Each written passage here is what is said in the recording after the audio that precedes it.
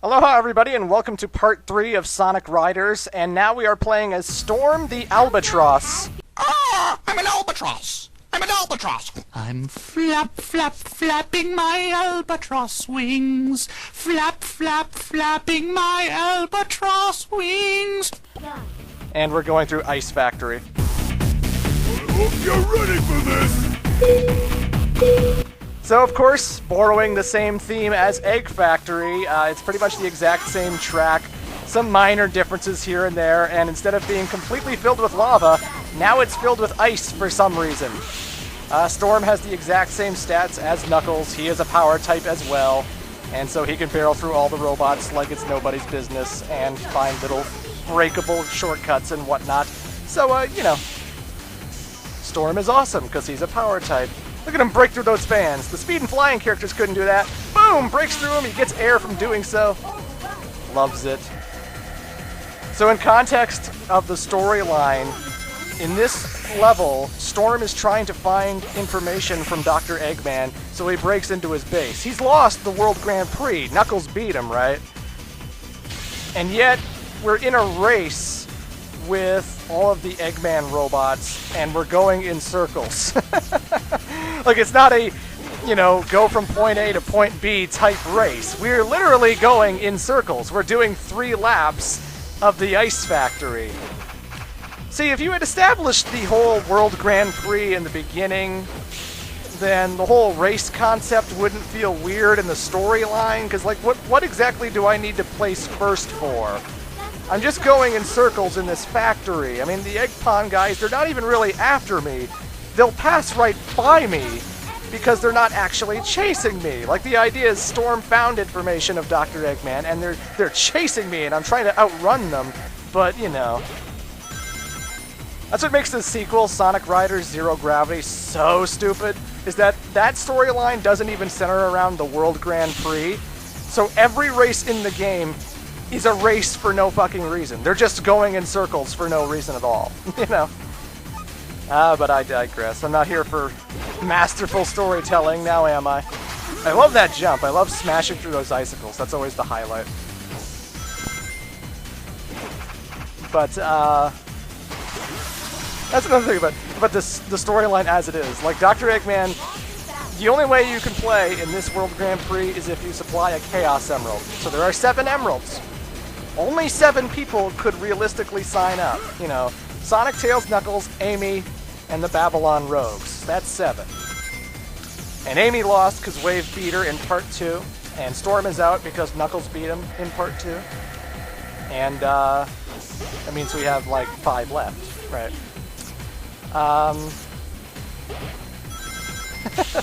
But either way, it's just, it tickles my funny bone that there are so many E10,000Gs in these races because no one else could potentially sign up for these races, right?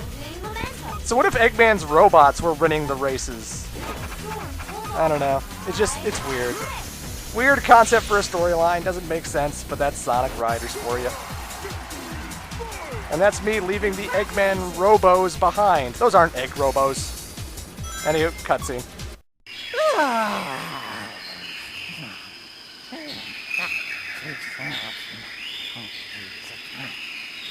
Oh boy, oh boy.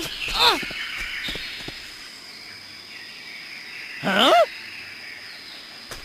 What's taking Storm so long? Just sit down and relax. Chill, Wave. Really, Jet? How can you be so relaxed at a time like this? Don't you see? As the leader, you've got responsibilities. Some you understand, but you...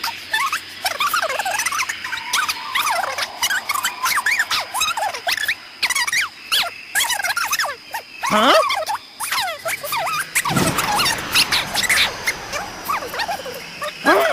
I think it's time for a little fun.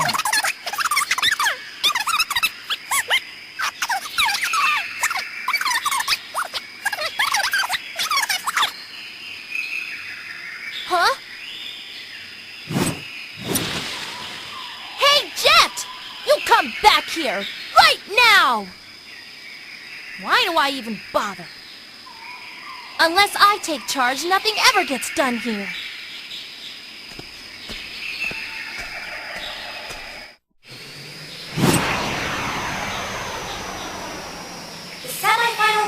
begin in 10 minutes. Please convene at the gate prior to that time.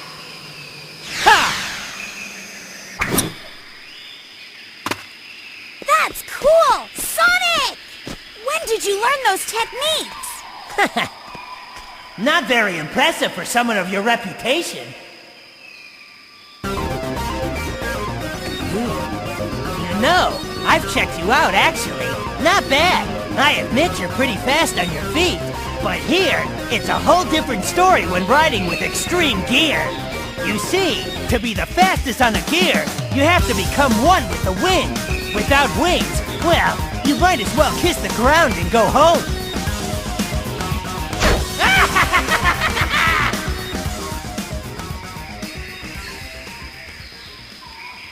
Who does he think he is?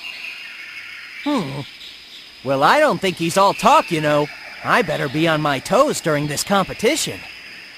I never imagined anyone would enter the race with such a piece of junk.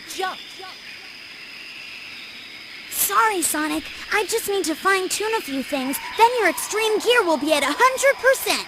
Hey, Tails, you always do your best, so don't worry. Yeah, but she has a point. She's a really brilliant mecha mechanic. Sonic, don't worry. I'll unlock the secret of the extreme gears for us.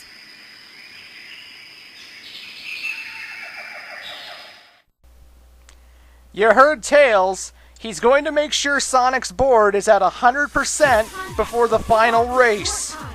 He's going to fine-tune it and make sure it's absolutely perfect and the way it needs to be. Remember that. But I digress. We are now playing as Tails once again. It's funny, you don't really play as Sonic or Jet all that much in the storyline, except for, like, the big moments, you know? There's no way to, like, choose your own racer and just play the characters that you want to play.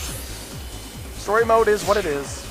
Although I do love the cutscenes, I must say. I mean, I love how the cutscenes resemble Sonic Adventure 2 cutscenes, where they have, like, dynamic camera angles that constantly change, you know? The cutscenes run in, like, 60 frames per second. They have nice facial animations and stuff.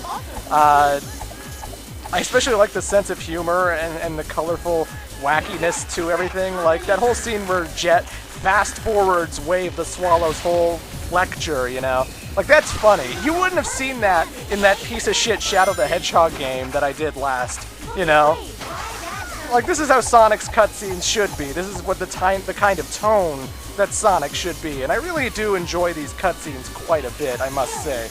Even though the racing game, not everyone enjoys Sonic Riders, you know, cutscene-wise, story-wise, it is a success in my opinion. I would love to see every Sonic game have cutscenes like this. I love Sonic Adventure 2 so much, so, you know. That's just my bias, but whatever.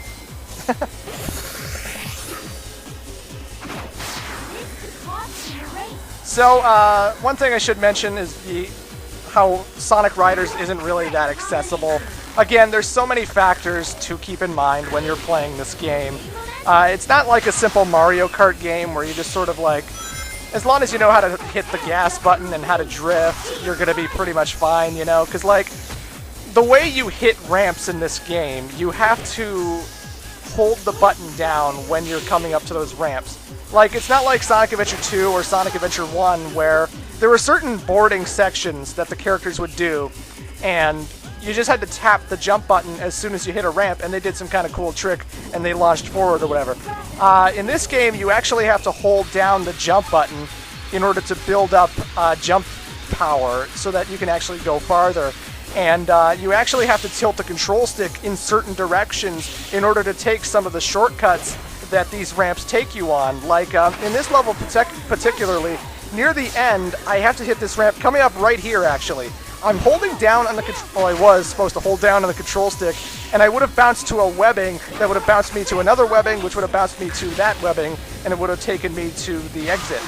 And that would have been so much faster if I didn't screw up that jump and take the long way around, you know? And basically, you have to hold the A button a little bit to boost, to gain some little jumps power, right? And I have to hold the control stick downwards. I can't hold it forward I have to hold it downwards. And it takes a lot of practice and a lot of memorization when it comes to stuff like that, which is kind of annoying, honestly, because, like, if you're just jumping into the game, you're not going to know that you can do these kind of things. You're not going to know that hitting the ramp a certain way will take you to a different place, you know? It's a lot of shit that you just have to understand as you play the game more and more and more. It's not something you're going to learn right off the top of your head. And that's what kind of makes it really inaccessible, because in story mode, you have to take all these shortcuts. I mean, you absolutely have to take advantage of your power type, or like of your skill type. Like if you're a speed character, you absolutely have to grind on rails. If you're a flying character, you absolutely have to hit the air rings, and if you're a power type, vice versa, you know.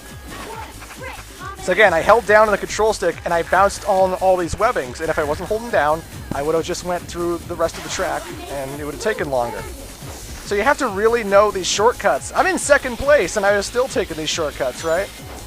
And that's why story mode's kind of annoying if you don't know what the hell you're doing and you don't know how to take advantage of these special skills and stuff.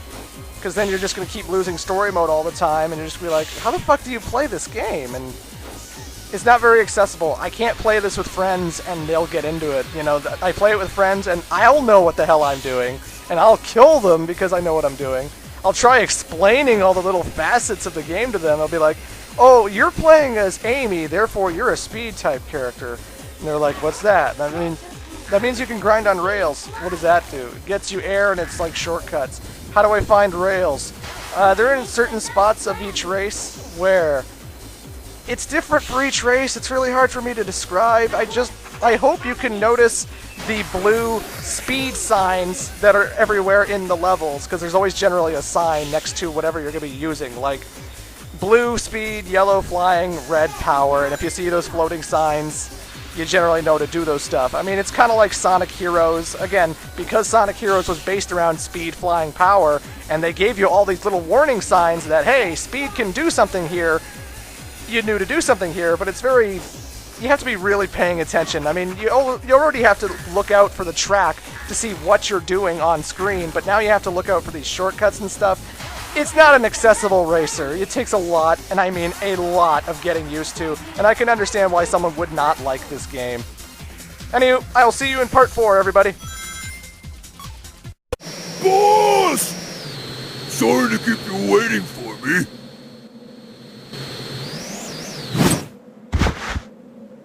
How'd it go? Take a look at this, boss! Gimme! Uh-huh, yes. Is this?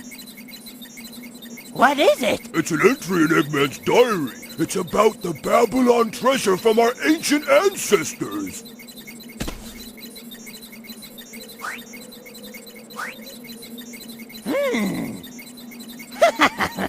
I got those bird brains to believe that Babylon treasure was just a gem. I can't believe that they fell for it. What fools! Can you believe the real treasure is the ancient but advanced technology of the Babylonians? What irony! I found a story about a boy who received an angel wing from the Babylonians as a gift. The story says that with it, the boy was able to rule the world. And this was just a gift. I'm anxious to find this technology as soon as possible. Imagine the vast possibilities of the technology they must have kept for themselves. Oh, man. I guess it's not a gem after all. Oh well. Guess this was just a wasted effort. Too bad, really. I haven't the slightest interest in world domination or advanced technology. Hey, wait a second, okay, Jet? While Eggman may not look smart, he is. He has an IQ of 300 after all. If he's interested in this technology, it must have value. Are you saying there's profit in this? Think about it. It may be more valuable than finding silver or gold.